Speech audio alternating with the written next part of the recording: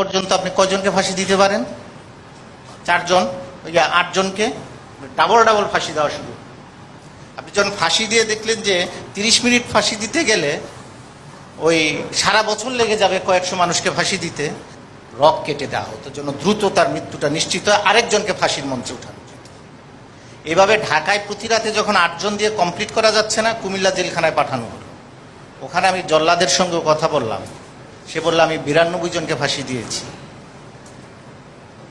বগুড়া কারাগারে ফাঁসি দাও, রাজশাহী কারাগারে পাঠানো, এইভাবে সারা দেশের বিভিন্ন কেন্দ্রীয় কারাগারে পাঠানো হতো, শুধুমাত্র দ্রুত ফাঁসি দিয়ে মুক্তিযোদ্ধা অফিসারদেরকে যেন দমন করা যায়।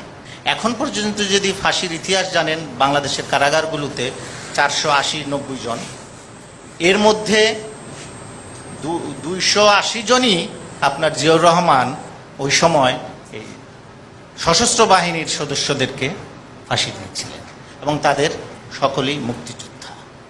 এবং যেটা তারানাপা বললেন 1 মিনিটে একজনের ফাঁসি, আমি ট্রাইব্যুনালের বিচারকদের সঙ্গে কথা বলেছি, 18টা ট্রাইব্যুনাল ছিল, ট্রাইব্যুনালের বিচারকরা বলেছেন ফাঁসির অর্ডারটা জেনারেল জিয়া সিগনেচার করে পাঠিয়ে দিয়েছেন, সো আমাকে এটা বলে যেতে হবে, আর কোনো উপায় নেই।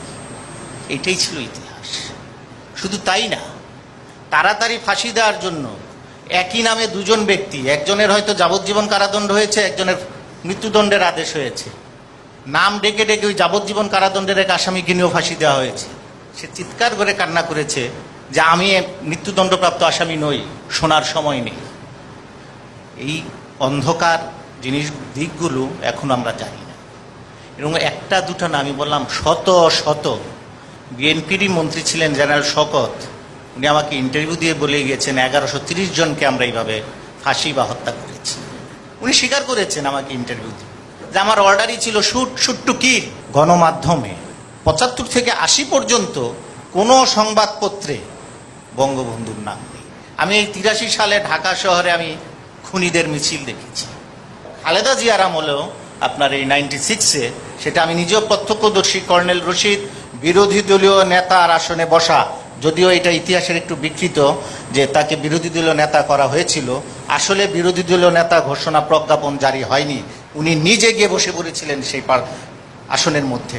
আমরা সংসদ লবি থেকে তখন বলেছিলাম এটা তো ঠিক হচ্ছে না, তখন তাকে ডেকে ওখান থেকে সরানো হয়েছিল। আমি এই জায়গায় একটা দার্শনিক চিন্তাবিদ ফ্রেডরিক হেগেলের একটা কথা বলি। হেগেল উনি রাষ্ট্র চিন্তা করতেন, হ্যাঁ, উনি মার্কসিস্ট চিন্তা, উনি রাষ্ট্র নিয়ে একটা কথা বলতেন।